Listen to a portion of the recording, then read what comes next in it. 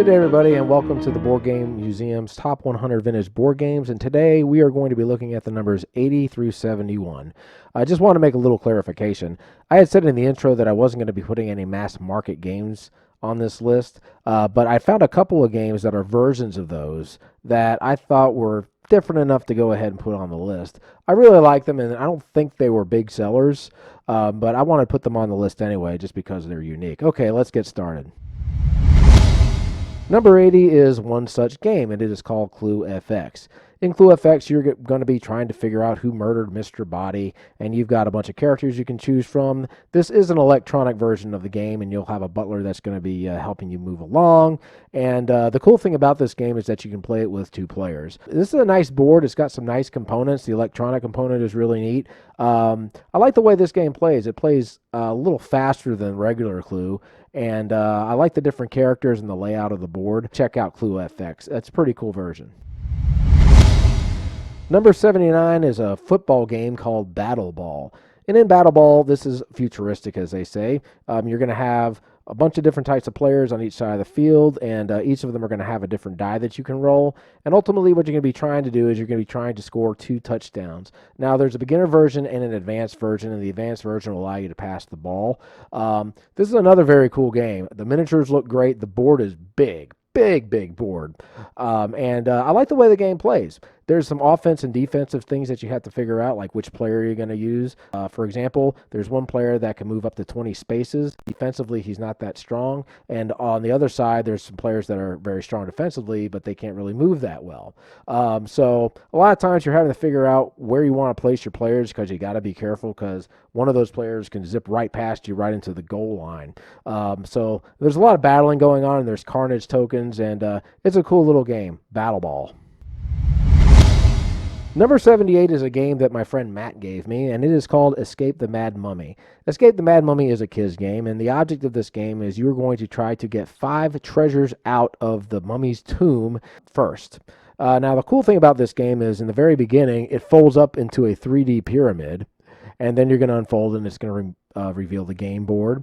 And it also has a cube that spins using a ripcord. You're going to yank this thing out real fast, and then it's going to start spinning around on its little top. And while it's doing that, you're going to roll the dice as fast as you can, hoping to escape the mummy, trying to get treasures as fast as you can, and maybe even stealing treasures.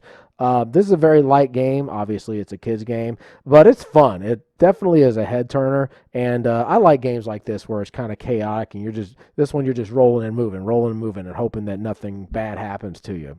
Fun game. Escape the Mad Mummy. Number 77 is a dice game, and it is called Sharpshooters. Now, in Sharpshooters, there's a bunch of these cards, and they each have different dice combinations on them, and one of them is actually going to be negative points.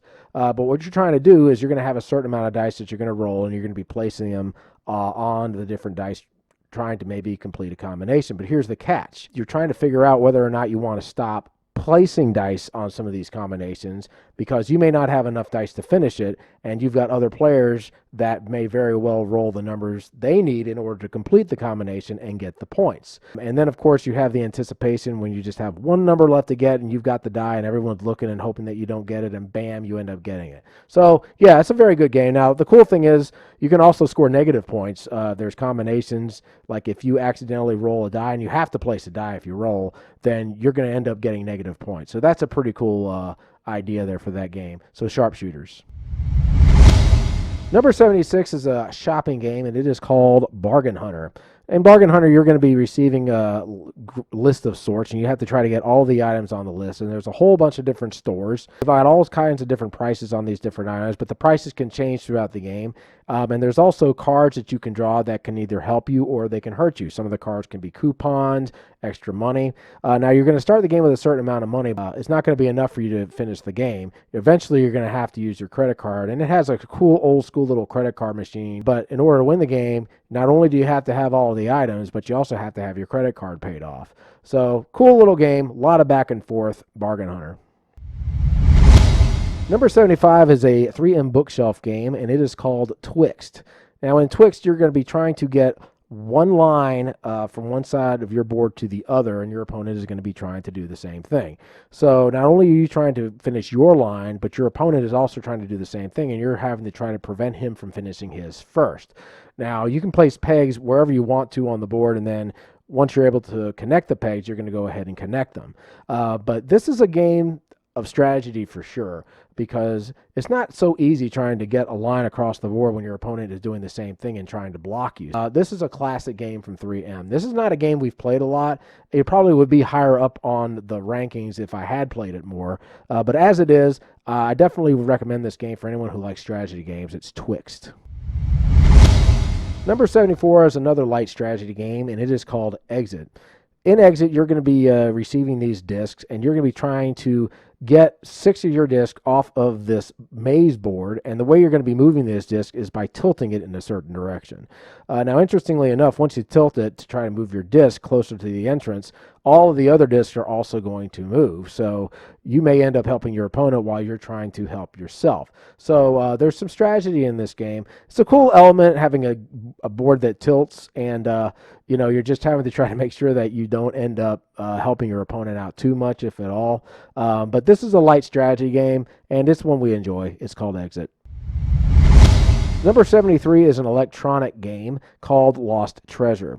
Now in Lost Treasure, you're trying to become the first player to earn $1 million by finding treasure, and you're going to be using this deep sea diving controller not only to help locate the section where the treasure is, but also to dive for it.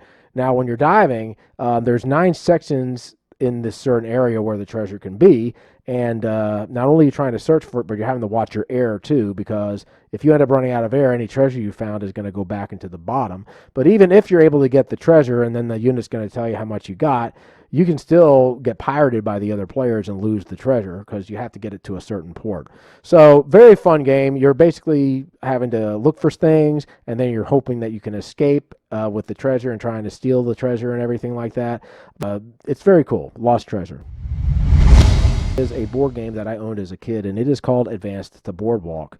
Now, in Advanced to Boardwalk, you're going to have a certain amount of chips, and there's going to be a bunch of different condos in 4 different colors, and you're going to be trying to buy these condos and make your way up the boardwalk, which is signified by a money amount. You'll win if you can get to the very end of the boardwalk, or if you end up having the most amount of money by the time you run out of chips or your opponent runs out of chips.